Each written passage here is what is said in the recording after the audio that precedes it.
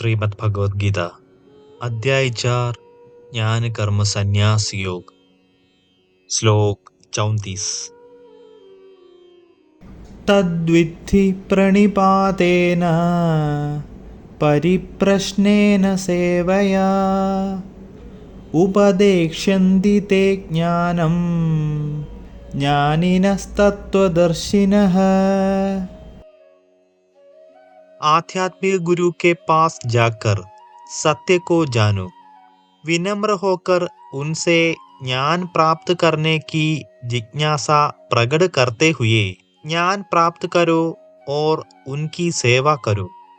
ऐसा सिद्ध संत तुम्हें दिव्य ज्ञान प्रदान कर सकता है, क्योंकि वह परम सत्य की अनुभूति कर चुका होता है।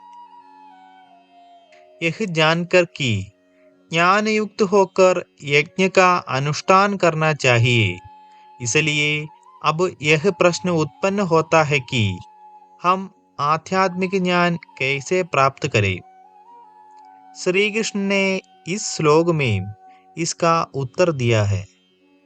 वे कहते हैं, प्रामाणिक गुरु की शरण में जाओ, विनम्रता पूर्वक उनसे ज्ञान प्राप्त करो, उनकी सेवा करो। हम केवल अपने चिंतन से परम सत्य को नहीं समझ सकते। श्रीमद् भागवतम में वर्णन है, जीवात्मा की बुद्धि अनंत काल से अज्ञानता से आच्छादित है। अज्ञान से थकी होने के कारण बुद्धि केवल अपने प्रयासों से स्वयं अज्ञानता पर विजय नहीं प्राप्त कर सकती। परम सत्य को जानने के लिए सभी को क्षोत्रिय ब्रह्मनिष्ठ संत से ज्ञान प्राप्त करना पड़ता है, जो परम सत्य को जानता है। जब तक हम भगवान के प्रेमी संतों के कमल रूपी चरणों की धूल में स्नान नहीं कर लेते, तब तक हमें लोकातीत विषयों का ज्ञान नहीं हो सकता। वैदिक ग्रंथों में बार बार आध्यात्मिक पथ पर चलने के लिए गुरु के महत्व का वर्णन किया गया है।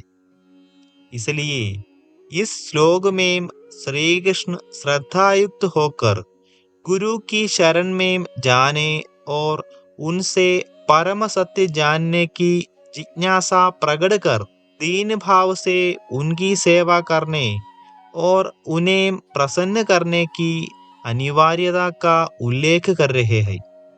छांदोग्योपनिषद में वर्णन है, केवल गुरु के माध्यम से ही तुम वेदों का ज्ञान प्राप्त कर सकते हो। श्लोक 35। यज्ञात्वा न पुनर्मोहम् एवं यास्यसि पाण्डव येन भूतान्यशेषेण द्रक्ष्यस्यात्मन्यथो मयि।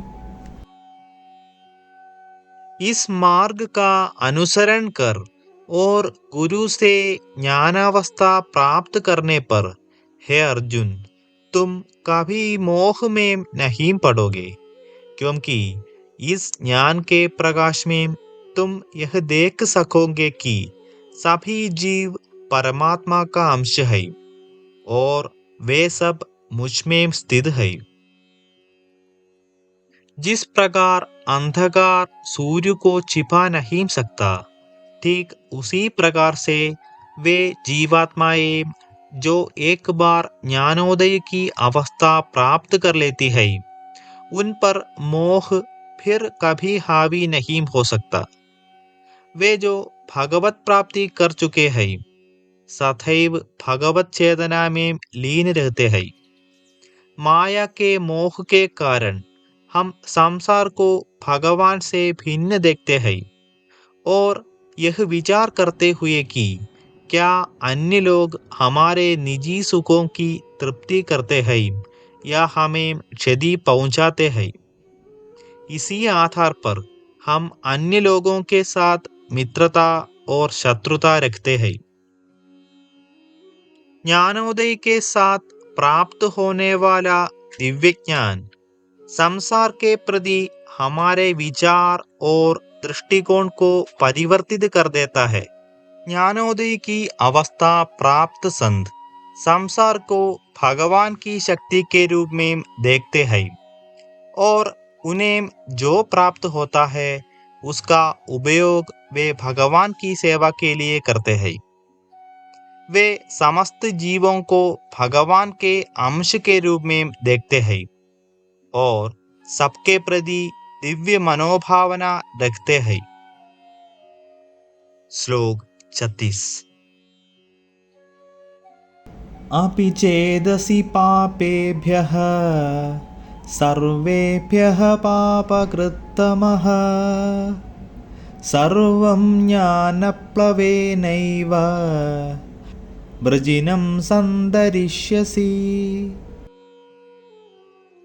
जिन्हें समस्त पापों का महापापी समझा जाता है वे भी दिव्य ज्ञान की नौका में बैठकर संसार रूपी सागर को पार करने में समर्थ हो सकते हैं। मायावित संसार गहरे समुद्र की भांति है जिसमें मनुष्य जन्म, रोग, बुढ़ापा और मृत्यु रूपी लहरों द्वारा इधर उधर हचकोले खाता रहता है। माया शक्ति के कारण सभी को 3 प्रकार के दुख सहने पड़ते हैं। 1. आध्यात्मिक दुख, मनुष्य के अपने शारीरिक और मानसिक कष्ट। 2. आदि भौतिक दुख, अन्य लोगों द्वारा दिए जाने वाले दुख और कष्ट। 3.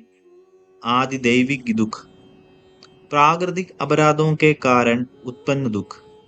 माया के बंधनों की दशा में जीवात्मा को कभी विश्राम नहीं मिलता और ऐसी दुखद अवस्था में रहते हुए हमारे अनंत जन्म व्यतीत हो चुके हैं। जीवात्मा अपने पाप और पुण्य कर्मों के अनुसार उन्नत होकर स्वर्गलोक में जाती है और फिर नरक के निम्न लोकों में भेजी जाती है और पुनः पृथ्वी पर लौट आती है। दिव्य ज्ञान मायारूपी संसार को पार करने के लिए नौका प्रदान करता है।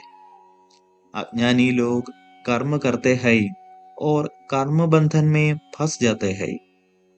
जब इन्हीं कर्मों का संपादन भगवान के यज्ञ के रूप में किया जाता है तब यह ज्ञानियों को बंधन मुक्त कर देता है। इस प्रकार का ज्ञान सांसारिक बंधन को काटने का साधन बन जाता है। कठोपनिषद में वर्णन है, दिव्य ज्ञान के साथ अपनी बुद्धि को प्रकाशित करो और फिर प्रकाशित बुद्धि से अनियंत्रित मन को वश में करके संसार रूपी महासागर को पार करो और दिव्य लोक में प्रवेश करो। श्लोक 37। यथैधांसि समिद्धो अग्निः भस्मसात् कुरुते अर्जुन ज्ञानाग्निः सर्वकर्माणि भस्मसात् कुरुते तथा। जिस प्रकार प्रज्वलित अग्नि लकड़ी को स्वाहा कर देती है उसी प्रकार से हे अर्जुन ज्ञान रूपी अग्नि भौतिक कर्मों से प्राप्त होने वाले समस्त फलों को भस्म कर देती है। अग्नि की छोटी सी चिंगारी भी भयंकर आग का रूप धारण कर ज्वलनशील वस्तुओं के बड़े ढेर को जला देती है। हम सब अनंत जन्मों से अपने द्वारा किए गए पाप और पुण्य कर्मों के प्रतिफलों द्वारा संचित कर्मों की गठरी को अपने साथ उठाए रहते हैं।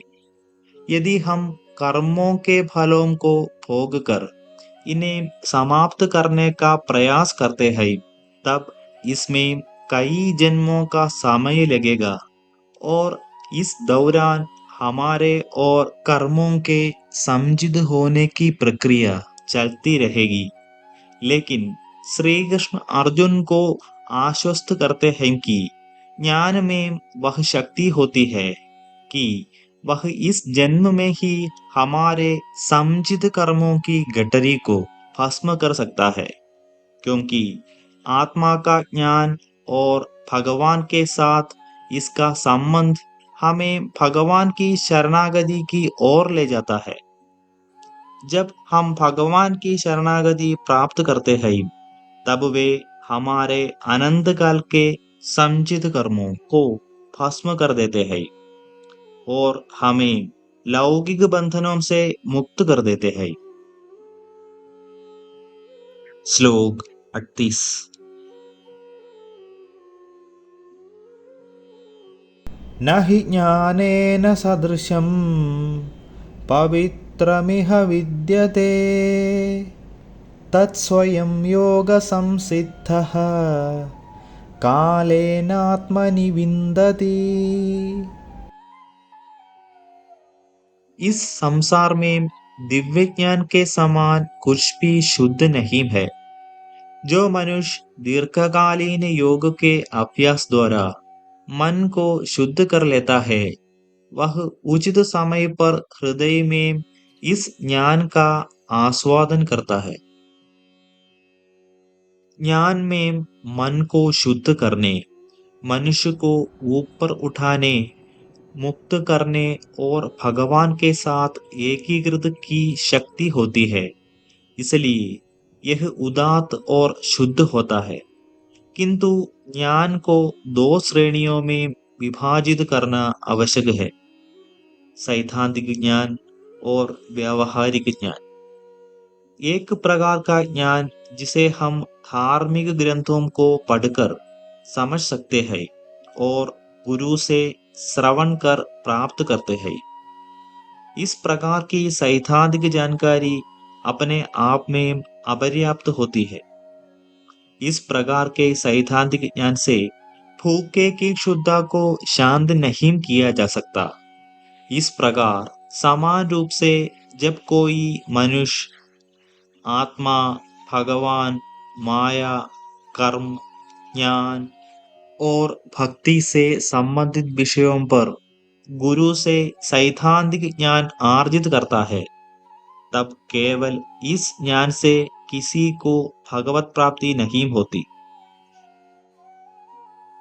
जब कोई मनुष्य सिद्धांत के अनुसार साधना का अभ्यास करता है, तब इसके परिणाम स्वरूप अंतःकरण शुद्ध हो जाता है और फिर कोई मनुष्य आत्मा की प्रकृति और भगवान के साथ इसके संबंध की अनुभूति करता है।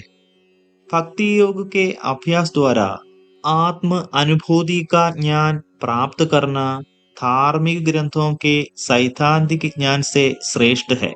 ऐसे अनुभूत ज्ञान की श्री कृष्ण ने शुद्ध उदात्त तत्व के रूप में प्रशंसा की है।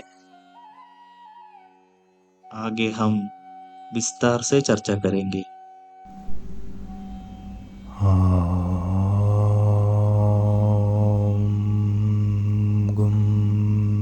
गुरुभ्यो